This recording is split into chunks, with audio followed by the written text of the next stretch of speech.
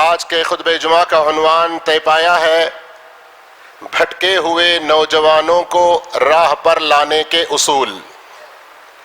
اس عنوان کی وضاحت میں دو باتیں پہلے توجہ سے سنیے گا۔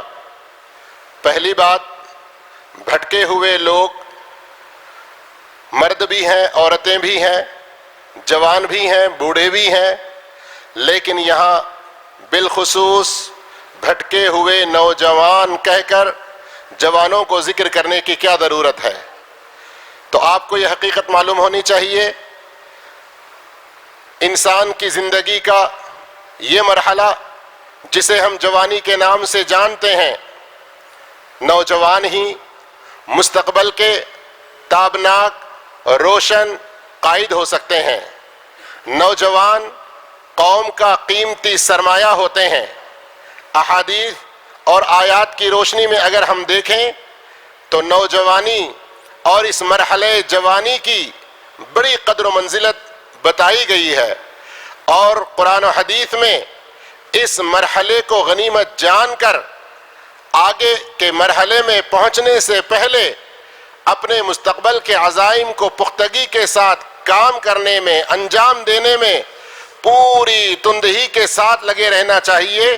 یہ ترغیب ہی نہیں، کئی موقعوں پر تاکید کی گئی ہے۔ اس لیے بالخصوص یہاں جوانوں کا ذکر ہے، لیکن خواتین اور اسی طرح سے ہمارے بزرگ آج کے اس عنوان میں ہمارا کوئی حصہ نہیں ہے، ایسا نہ سمجھیں۔ آگے جو باتیں آئیں گی اس میں سب کا حصہ ہے۔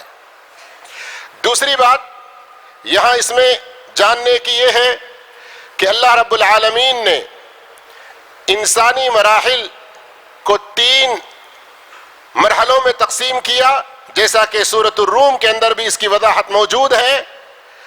تو اب جوانی کے مرحلے کی جہاں قدر و قیمت ہے، اسی طرح کی کچھ ذمہ داریاں، اسی طرح کے کچھ اہم ان کی رسپانسبلٹیز ہیں۔ اگر وہ ان کو صحیح طریقے سے انجام دیں گے تو پھر خود ان کی اپنی فیملی ہی نہیں، پورا سماج، پورا ملک سلامتی کے ساتھ اور ایک اچھے رخ پر ہوگا۔ اور اگر اس مرحلے میں بھٹکے ہوئے راہ راست پر نہ آئے، راہ راست پر آنے کے اصولوں کو نہ سمجھے اور ان کو صحیح طور پر عملی جامہ نہیں پہنائے، خود کا مستقبل تو خراب ہوگا، خود اپنے کو ڈبو ہی دیں گے، ساتھ میں کئی اور فیملیز اپنے سماج کو بھی لے ڈوبیں گے۔ اس لیے نوجوانی اور اس مرحلے جوانی کو، اس کی حقیقت کو سمجھنا اور ان کے بھٹکتے ہوئے قدموں کو ثابت قدمی پر، راہ حق پر لانا انتہائی ضروری ہے۔ اب بھٹکتے نوجوانوں کو تو وہ بھٹکا پن کیا ہے، کس گمراہی میں، راہ حق سے کیسے دور ہو رہے ہیں، ان تفصیلات میں زیادہ گہرائی میں نہیں جائیں گے۔ کچھ مثالیں آگے انشاءاللہ آئیں گی اور اس کے ذریعے کچھ باتیں آپ کی سمجھ میں آئیں گی، لیکن اگر ہم مختصراً جاننا چاہیں تو یہ ضلالت، یہ بہکاپن اور راہ حق سے دوری عقائد میں بھی ہے، اور اسی طرح عبادات میں بھی ہے، معاملات میں بھی ہے، اخلاقیات میں بھی ہے۔ تو سوچئے ہمارے دین اسلام کے یہ جو 4 بڑے موضوعات ہیں، بلکہ متقدم علماء اکرام الفقہ الاکبر، الفقہ الاوسط، الفقہ الاصغر 3 نام جو دیتے ہیں، الفقہ الاکبر میں عقائد کو، الفقہ الاوسط میں عبادات کو، الفقہ الاصغر میں اخلاق و معاملات کو ذکر کرتے ہیں۔ ان 4 میں بھی ہم ہمارے نوجوانوں کی اکثریت کو راہ راست سے، اسلام کی سچی تعلیمات سے بھٹکتے ہوئے دیکھ رہے ہیں۔ تو ایسے موقع پر ان اصولوں کو جاننا ضروری ہے جن کے ذریعے ہم خود بھی اچھے راہ کی طرف آ سکیں، صراط مستقیم پر گامزن ہو سکیں اور نوجوانوں کو بھی لا سکیں۔ ان اصولوں کا ذکر بعض ایسے ہیں جو علمی انداز کے ہیں، ان کے لیے ورکشاپ قائم کر کے باقاعدہ ہوم ورک دے کر اچھی طرح سے اس کے لیے کلاسیں لینی چاہیے. لیکن چونکہ یہ خطبہ جمعہ ہے، یہ خطبہ جمعہ نصیحتانہ اور ایک اچھے انداز میں جگانے کے لیے، بیداری دلانے کے لیے ہوا کرتا ہے، تو اس لیے میں یہاں پر عہد اولیٰ کے کچھ نوجوانوں کی مثالیں صحیح حدیث کی روشنی میں آپ کے سامنے رکھوں گا. ان کو اپنے لیے آئیڈیل مان کر، ایک اچھا قدوہ اور اسوہ مان کر اب ہمارے اپنے بھٹکے ہوئے نوجوانوں کو راہ راست پر لانے کے لیے وہاں سے روشنی حاصل کریں. اس سلسلے میں میں خطبہ مسنونہ کے بعد جو حدیث آپ کے سامنے رکھا، محققین مسند احمد اس کو حسن لغیرہ ہی کہتے ہیں. اللہ کے رسول صلی اللہ علیہ وسلم فرماتے ہیں ان اللہ لا یعجب، اللہ بڑا خوش ہوتا ہے ایسے بندے سے، اللہ رب العالمین بڑا خوش ہوتا ہے ایسے جوان کو. آگے حدیث میں صاف الفاظ ہیں من الشاب، بالخصوص جوان حضرات اس حدیث کو سنیں، اور جو جوانی کا مرحلہ پار کر چکے ہیں اور جو خواتین ہیں وہ بھی پوری توجہ کے ساتھ سنیں. اگر اس کے اندر بتائی گئی خوبی جسے اللہ پسند کر رہا ہے، جس سے اللہ خوش ہو رہا ہے، وہ مس ہو گیا تو پھر اسے تلاش کرنے کے کیا راستے ہیں، ان کو اپنائیں گے. اللہ آپ خواتین سے، آپ بزرگوں سے بھی ویسے ہی خوش ہوگا جیسے جوانوں سے خوش ہوتا ہے. کیوں؟ حدیث کو مکمل کرنے سے پہلے مسلم شریف کی وہ حدیث آپ کو یاد دلاتا ہوں. للہ افرح، اللہ اس بندے سے ضرور بضرور بہت زیادہ خوش ہوتا ہے. تھوڑا خوش ہوتا نہیں، صرف خوش ہوتا یہ نہیں کہا، افرح سب سے زیادہ خوش ہوتا ہے. کون؟ جو راہ بھٹک گیا، غلطی کا ارتکاب کیا، عمر پار ہونے کے بعد بھی اسے احساس ہوا، احساس ندامت کے ساتھ، پچھتاوے کے ساتھ، صدق دل سے توبہ کر کے پھر اللہ کی طرف پلٹتا ہے، اللہ اس بندے سے ضرور بہت زیادہ خوش ہوتا ہے. تو اب اس لیے جوان حضرات بغور سنیں، لیکن باقی سب توجہ کے ساتھ سنیں. ان اللہ لا یعجب من الشاب، بے شک اللہ اس جوان کو پسند کرتا ہے، بے شک اللہ رب العالمین اس جوان سے بڑا خوش ہوتا ہے. لیست لہ صبوہ، جو راہ حق سے بھٹک کر اسی پہ جم کے نہیں رہ جاتا، غلطی کا ارتکاب کر کے اسی پر اڑا نہیں رہتا. آسان سی بات ہے، اس کو بہت زیادہ اور تشریح کرنے کی ضرورت نہیں ہے. اب نوجوان صحابہ اکرام کی مثالوں کو دیکھیں گے. شباب من الصحابہ، عربی میں کتابیں اس سلسلے میں ہیں، کچھ کے اردو ترجمے بھی ہوئے ہیں. پڑھتے رہنا چاہیے تاکہ ہم ان سے صحیح رہنمائی حاصل کر کے ہم ایک اچھا نمونہ اختیار کر سکیں. اس سلسلے میں صرف ہنٹس دیتے جاؤں گا. آپ ذرا عبداللہ ابن عباس اور اسی طرح عبداللہ ابن عمر ابن العاص، عبداللہ ابن الزبیر اور اسی طرح حضرت انس، حضرت اسامہ، حضرت معاذ ابن جبل رضی اللہ عنہم اجمعین، یہ چند نام میں نے لیے ہیں. ان کی عمر دیکھیں اللہ کے رسول صلی اللہ علیہ وسلم کی وفات کے وقت کتنی تھی، لیکن ہر ایک کسی نہ کسی فیلڈ میں، کسی نہ کسی ہنر میں، فن میں امام بن کر، لیڈر بن کر، سب کے لیے ایک بہترین آئیڈیل بن کر نکلے. ہے کہ نہیں؟ ابن عباس کو کس فن میں ماہر مانا جاتا ہے؟ فن تفسیر میں، قرآن کی تفسیر میں. معاذ بن جبل رضی اللہ تعالیٰ عنہ کو حلال و حرام میں.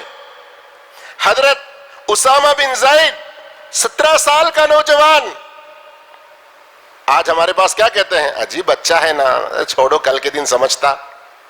بولتے ہیں نا 17 سال کے جوان کو. لیکن اسامہ رضی اللہ تعالیٰ عنہ اس وقت کے سپر پاور سے ٹکرانے کے لیے چیف کمانڈر کی حیثیت سے جا رہے ہیں. کس نے ان کو تعین کیا؟ اللہ کے رسول صلی اللہ علیہ وسلم نے. اور اس طرح سے دیکھیں گے تو آئیے میں وہ حدیث آپ کو پہلے سناتا ہوں. ترمذی کی حدیث ہے. حضرت انس بن مالک رضی اللہ عنہ کہتے ہیں کہ اللہ کے رسول صلی اللہ علیہ وسلم نے فرمایا، میں حدیث کا ترجمہ سنا دیتا ہوں تاکہ وقت سے ہم فائدہ اٹھائیں. میری امت میں امت کے لیے سب سے زیادہ رحم دل ابو بکر ہیں، اور اللہ کے دین کے معاملے میں سخت حضرت عمر ہیں. حیا میں جو صدق کے پیکر ہیں وہ عثمان ہیں. اور اسی طرح حلال و حرام کے مسائل کا سب سے زیادہ علم معاذ بن جبل کو ہے. اور اسی طرح فرائض، علم میراث کے جانکاری میں، مہارت میں زید بن ثابت ہیں. اور اگر قرآن پڑھنا پڑھانا ہو، سیکھنا سکھانا ہو تو یہاں اس حدیث کے اندر حضرت ابی کا نام لیا گیا.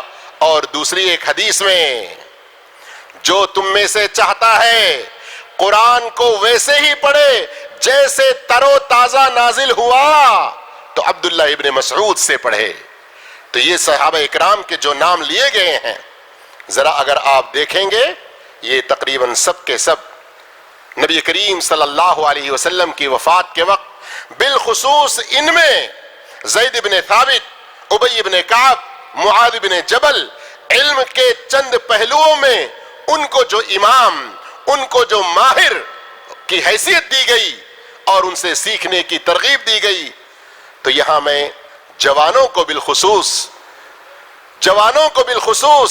یہ پیغام دینا چاہتا ہوں کہ اگر آپ خود بھٹکے ہوئے تھے یا ہیں کسی وجہ سے اور آپ کے اندر بدلنے کی خواہش ہے تو آپ صرف یہ نہ سوچیں ہاں کل سے میں نماز شروع کر دوں گا، پرسوں سے میں داڑھی رکھنا شروع کروں گا، ترسوں سے یہ کروں گا، اگلے رمضان سے ایسا کروں گا. نہیں، بلکہ آپ جیسے اللہ کے رسول صلی اللہ علیہ وسلم سب سے ہائیسٹ ٹاپ جو اونچی ڈگری ہو سکتی ہے اس کو ریچ کرنے کی ہمیں ترغیب دیتے ہیں نا. کیا فرمایا آپ صلی اللہ علیہ وسلم نے؟ اذا سألتم اللہ الجنہ، جب تم اللہ سے جنت کا سوال کرو، اللہ سے جنت کا سوال کرو تو کس جنت کا سوال کرو؟ فاسألوا اللہ الفردوس الاعلی، اللہ سے فردوس اعلی کی درخواست، اللہ سے فردوس کا سوال کرو. کیوں؟ فإنها أوسطها وأعلاها، اس لیے کہ فردوس یہ سب سے درمیانی اور سب سے عمدہ اور سب سے اعلیٰ جنت ہے جو رحمان کے عرش کے بالکل نیچے ہے. عام طور پر یہ حدیث ہم سنے ہوں گے کئی مرتبہ، لیکن صرف ایک ناحیے سے اس پر توجہ دیے ہوں گے کہ ہمیں اللہ سے جنت الفردوس کا سوال کرنا ہے.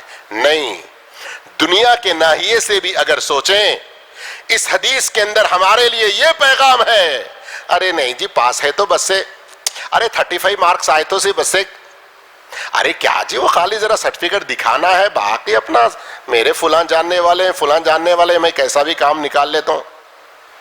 یہ اس طرح ایک دم ڈاؤن جو سوچ ہوتی ہے، اس کو ختم کر کے آپ کو، اپنے سماج کو، اپنی قوم کو، اپنے لیے دنیا کے ساتھ ساتھ آخرت کی منزلیں طے کرنے کے لیے ہمیشہ اپنی نظر کو اعلیٰ رکھو، اونچی رکھو، اپنے پلان بہت اونچے بناؤ، 100 کے 100 حاصل کرنے کی کوشش کرو تو 99 تک یا 95 تک تو پہنچ سکتے ہو. یہ پیغام ہمیں مل رہا ہے. اور آپ انہی جوان صحابہ اکرام کو اگر دیکھیں گے، خود اللہ کے رسول صلی اللہ علیہ وسلم کے زمانے میں کس طرح سے آپ کی صحبت اختیار کرتے تھے، کس قدر آپ صلی اللہ علیہ وسلم کی معیت میں علم حاصل کرنے میں لگے رہتے تھے. یہاں پر ہمیں ایک بڑا اہم اصول ملتا ہے. کیا؟ کہ اگر ہم راہ راست پر آنا چاہتے ہیں، لانا چاہتے ہیں، تو سب سے پہلے انہیں قابل اور اچھے علماء کی صحبت کو اختیار کروانا چاہیے. اچھے علماء کی صحبت، میرے بھائیوں، صحبت کا اثر خربوزہ خربوزے کو دیکھ کر رنگ پکڑتا ہے. مثالیں دنیا کی بہت ہیں، لیکن اللہ کے رسول نے فرمایا نا،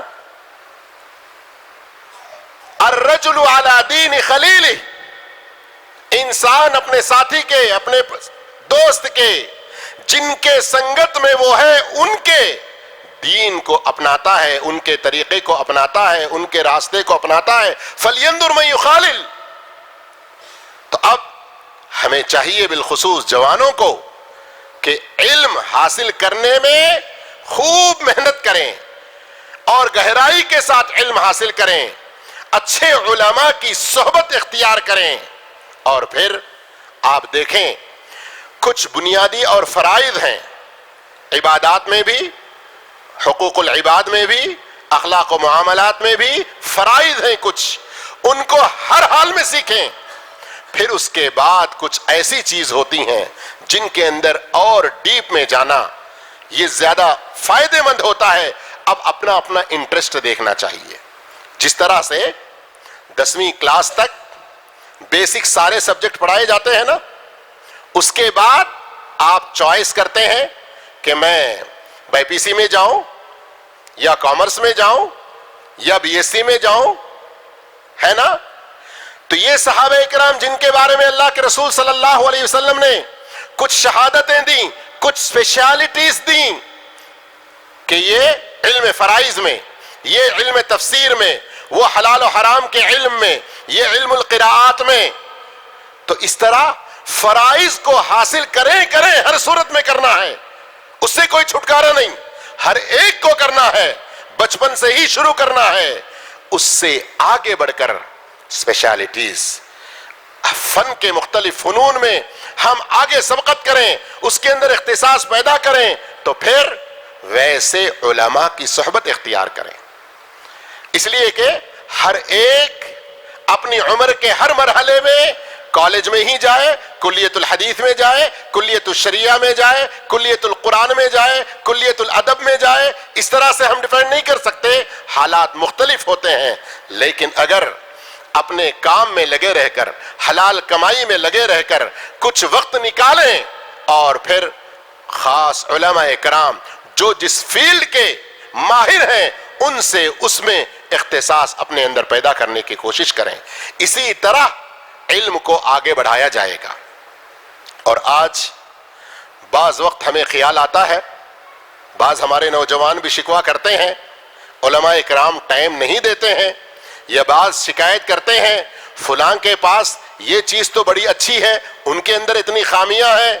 میرے بھائیوں، میرے نوجوانوں، ابھی ہم جب سیکھنے کے مراحل میں ہیں تو ایسے وقت میں خامیوں کی طرف توجہ دے کر، تقسیم کر کے، ان کا اپنا وقت برباد کر کے فتنے اور اختلافات کو بڑھاوا نہ دیں، بلکہ سیکھنے کے مرحلے میں آپ جس فن کو، جس علم کو سیکھنا اور اس کے اندر اختصاص پیدا کرنا چاہتے ہیں، اس کے کون ماہر ہیں، 1 سے 2 4 اور زیادہ اہل علم سے رابطہ کر کے ان کی صحبت آج کل کے اس سوشل میڈیا میں آپ آف لائن یا آن لائن جس طرح سے بھی اختیار کر سکتے ہیں، کر کے اختصاص حاصل کرنا ہے. دوسرا اصول پھر یہ ہے کہ علم جب حاصل کر رہے ہیں تو غور کریں. ایک ہوتا ہے نصوص کا علم حاصل کرنا، دوسرا ان کی صحیح سمجھ. ہاں، بعض دفعہ کوئی آیت ہمیں یاد ہو گئی، موٹا موٹا اس سے یہ مسئلہ معلوم ہو رہا، لیکن بعض دفعہ ہم اس سے اپنے طور پر کچھ اور مسائل نکالنے کی کوشش کرتے ہیں. اس کو سمجھنے کے لیے خود اپنی عقل اور حالات حاضرہ، سچویشن، گراؤنڈ ریالٹیز اور فیلڈ ورک، ان سب چیزوں کو دیکھ کر اپنے سے ایک رائے لینے کی کوشش کرتے ہیں، اس میں جلد بازی سے کام ہرگز نہ لیں۔ صحابہ کے دور میں، صحابہ کی موجودگی میں ابن عباس، ابن مسعود، زید بن ثابت، معاذ بن جبل جیسے مختلف علوم و فنون کے پہاڑ جہابذہ موجود ہیں، اس وقت ہزاروں کی تعداد میں جو خوارج کا فتنہ اٹھا اور الگ ہوئے، کس لیے؟ قرآن کی آیت کو پیش کرتے ہوئے ہی وہ الگ ہوئے، لیکن بات کیا تھی؟ قرآنی آیتوں کو پیش کر کے اس کا مفہوم خود اپنی منمانی لے رہے تھے، وہ مفہوم نہیں لے رہے تھے جو اللہ نے بتایا، اللہ کے رسول نے بتایا، صحابہ نے جو سمجھا۔ خوارج وہ مفہوم نہیں لے رہے تھے، اس لیے گمراہی میں پڑ گئے۔ ابن عباس رضی اللہ تعالیٰ عنہ، علی رضی اللہ تعالیٰ عنہ کے دور خلافت میں مقام حرورہ پر گئے اور کئی لوگوں کو سمجھایا، الحمدللہ کئی لوگ ہدایت پر آئے، لیکن اس کے باوجود کئی سینکڑوں لوگ تھے جو نہیں آئے، اپنی غلط فکر، اپنی غلط سوچ، اپنی غلط سمجھ پر اسی بات پر اڑے رہے کہ ہم بھی قرآن پیش کر رہے ہیں، قرآن کی آیت سے دلیل لے رہے ہیں۔ دوسرا اصول کیا ہے، یاد ہو گیا نا؟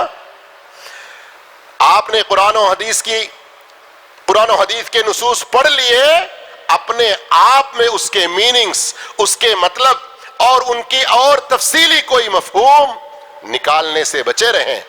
یہاں پر علم کے ایک بڑے پہاڑ امام احمد بن حنبل کی وہ بات کو یاد کریں، لا تقل شیئا لم یقل احد قبلک، کوئی ایسی بات نہ کرنا جس میں تمہارا سلف نہ ہو، تم سے پہلے وہ بات کہے ہوئے نہ ہو۔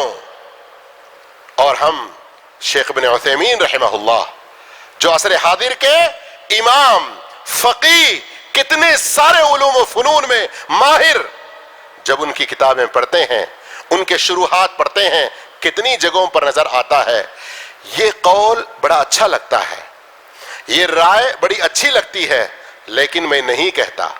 کیوں؟ اب تک میں نے اس سے پہلے سلف میں کسی کو کہتے ہوئے نہیں دیکھا، نہیں پڑھا۔ اللہ اکبر، اللہ اکبر۔ اور آج ہم میں سے بعض اتنی جلد بازی میں اور اتنی سرعت میں ہوتے ہیں، ارے کیا جی اس سے پہلے کوئی میں نہیں بولا تو کیا ہوا، میں کیا غلط پڑھ رہا ہوں، قرآن ہی تو پیش کرو نا تمہارے سامنے۔ یہ ہمارا ہوتا، لیکن قرآن کی آیت پیش کر کے، اللہ کے نبی کی حدیث پیش کر کے آپ جو مطلب بیان کر رہے ہیں، جو سمجھ پیش کر رہے ہیں، کیا وہ سلف کا طریقہ تھا؟ سلف نے قرآن کی اس آیت سے، نبی اس حدیث سے کیا یہی مطلب لیا ہے؟ تیسرا اصول راہ حق پر آنے کے حوالے سے اپنے اندر عمل کے ناحیے سے پختگی پیدا کریں، عبادات میں خوب جمے رہیں، اخلاق و معاملات کے اندر جو کچھ ہم پڑھ رہے ہیں، ارے نہیں جی پڑھا تو اچھے تھے، تعلیمات تو سب اچھی، لیکن آج لوکالٹی ایسی نہیں ہے نا، ارے کیسا ہو سکتا ہے جی اس پہ عمل کرنا؟ ارے اتنا سچا بول کے بھی، سچ بول کے بھی اپن جیے تو کما نہیں سکتے، ایک پیسہ شام تک گھر پہ لا کے بچوں کو نہیں کھلا سکتے۔ ایسے بہانے ہم ڈھونڈتے ہیں، لیکن طوبیٰ للغرباء، اللہ کے رسول کی حدیث کو بھول جاتے ہیں۔ طوبیٰ یہ ایک دعائیہ کلمہ ہے، یہ ایک بشارت ہے، خوشخبری ہے، اس کا معنی آتا ہے تمہارے لیے خوشی ہی خوشی ہو۔ اور طوبیٰ جنت کے اندر ایک درخت ہے جس سے جنتیوں کے لباس تیار کیے جاتے ہیں۔ طوبیٰ ہے ان لوگوں کے لیے، کون؟ غرباء، جو دین کی تعلیمات حاصل کرتے ہیں اور جب عمل کرنے کی باری آتی ہے اس وقت دیکھتے ہیں کہ یہ عجیب معاملہ ہے، مسلم معاشرہ ہے، مسلم سوسائٹی ہے، ابھی تو ہم سب قرآن کا درس، حدیث کا درس سن کر یہ پیغام لے کر آئے ہیں، لیکن عمل کرنے کے موقع پر نہیں ہو سکتا کر کے سارے لوگ کہہ رہے ہیں۔ لیکن یہ ایک نوجوان، یہ ایک بندہ کیا کہتا ہے؟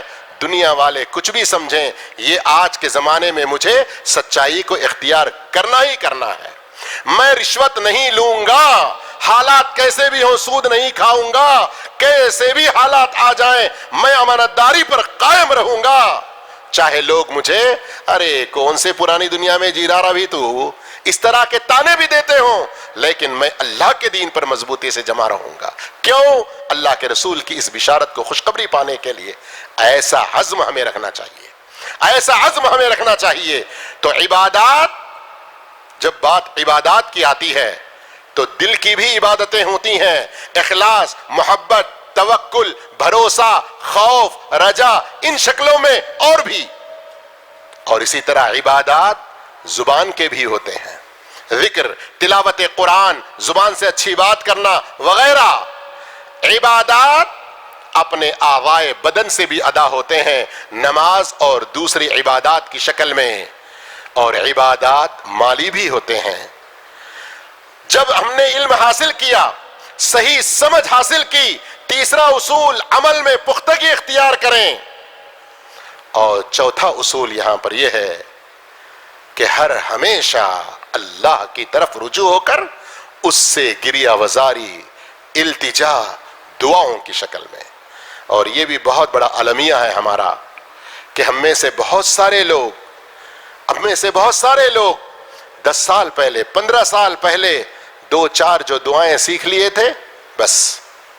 ایسے کئی لوگ جوان ملتے ہیں جن سے ملاقات ہوتی ہے دعوتی ناحیے سے، درس میں آنے کی، کچھ سیکھنے کی، سکھانے کی بات ہوتی ہے۔ کتنے لوگوں سے اسے سننے میں آتا ہے، نہیں مول صاحب مجھے پورا نماز معلوم ہے، نماز کا پورا طریقہ، پوری دعائیں آتی ہیں، اور کیا سیکھنے کی ضرورت ہی نہیں۔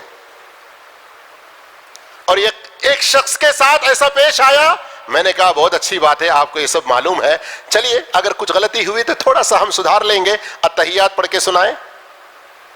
اور آپ کو معلوم ہونا چاہیے کہ التحیات یہ نماز کے ارکان میں شمار کیا جاتا ہے، جس کے بغیر نماز نہیں ہوتی۔ التحیات نہیں پڑھنے آ رہا ہے، میں نے کہا چلیے سورہ فاتحہ سنائیے، اس میں 5-6 غلطیاں الفاظ کی، میں تجوید وغیرہ کی نہیں کہہ رہا ہوں، الفاظ مسنگ، الفاظ صحیح پڑھ ہی نہیں رہے ہیں۔ تو میرے بھائیوں، آج کتنا بڑا المیہ ہے۔ وہ دعائیں جن کے ذریعے ہم علم بھی حاصل کر سکتے ہیں، جن کے ذریعے ہماری عقیدے کی اصلاح ہوتی ہے، جن کے ذریعے ہمیں عمل میں پختگی ملتی ہے، دعائیں جن کے ذریعے ہم مصیبتوں سے نجات کے لیے اللہ رب العالمین سے التجا کرتے ہیں، ان میں بھی اصلاح، راہ پر لانے، راہ پر جمنے۔ اور ایک موقع پر لگ بھگ آج سے کوئی 7-8 مہینے پہلے ہدایت سے متعلق اور ثابت قدمی سے متعلق ایک بیان دینے کے لیے صرف دعاؤں کے بارے میں دیکھ رہا تھا، 14 سے زیادہ دعائیں ہمیں نظر آئیں۔ اللہم اہدی قلبی، اللہم سدد قلبی، یا مقلب القلوب ثبت قلبی علی دینک، یا مصرف القلوب صرف قلبی الی طاعتک۔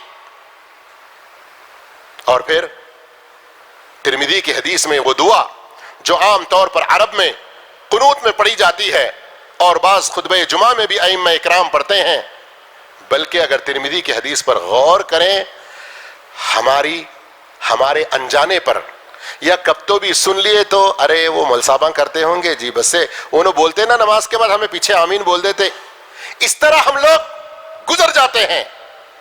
نہیں میرے بھائیوں، اللہم اقسم لنا من خشیتک ما تحول به بیننا وبین معصیتک، اس دعا سے پہلے جو الفاظ ہیں اس پر غور کریں۔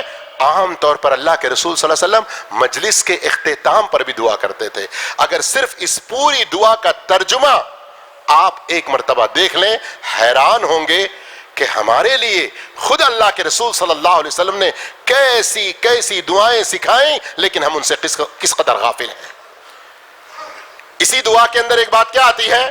اللہم لا تجعل الدنیا اکبر ہمنا ولا مبلغ علمنا، اے اللہ یہ دنیا ہمارا مطمع نظر نہ رہے، اسی میں ہماری سوچ، ہمارا علم، سب کچھ اسی میں خرچ ہو، ایسی حالت نہ بنا دینا۔ اور آج ہم میں سے اکثر لوگوں کا کیا حال ہے، غور کریں۔ اس لیے ان اصولوں کو سمجھیں اور نوجوان صحابہ اکرام کی مثالوں کو سامنے رکھیں۔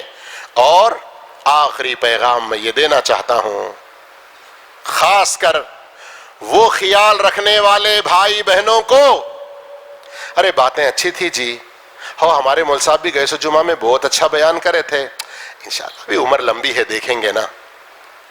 اس طرح جو تصویف کے شکار ہیں، ٹال مٹول کے شکار ہیں. ابھی آگے دیکھیں گے, آگے دیکھیں گے وہ روزانہ ہونے والی اچانک حادثات, ان میں مرنے والے لوگوں کی حالت کو دیکھیں, ان سے تو عبرت حاصل کریں. اور اللہ کے رسول کی دعاؤں میں صلی اللہ علیہ وسلم اللہم انی اعوذ بک من زوال نعمتک وتحول عافیتک وفجاءۃ نقمتک, اچانک کسی مصیبت کا شکار ہو جاؤں, اس سے بھی اے اللہ میں تیری پناہ چاہتا ہوں. یہ دعا کیا کافی نہیں ہے ہماری عبرت کے لیے کہ ہم ٹال مٹول کا شکار نہ ہو, آج ہی سے راہ راست پر آ جائیں, آج ہی سے راہ پر آنے کے اصول کو سمجھ کر ان پر عمل کرتے رہیں, اپنے جوانوں کو سمجھائیں, اپنے بزرگوں کو سمجھائیں, خواتین کو راہ راست پر لائیں. یہ کام ہم سب کی ذمہ داری کا ہے. اللہ رب العالمین ہم کو صحیح سمجھ عطا فرمائے اور اللہ تعالی ہم تمام کو ہدایت پر گامزن رکھے.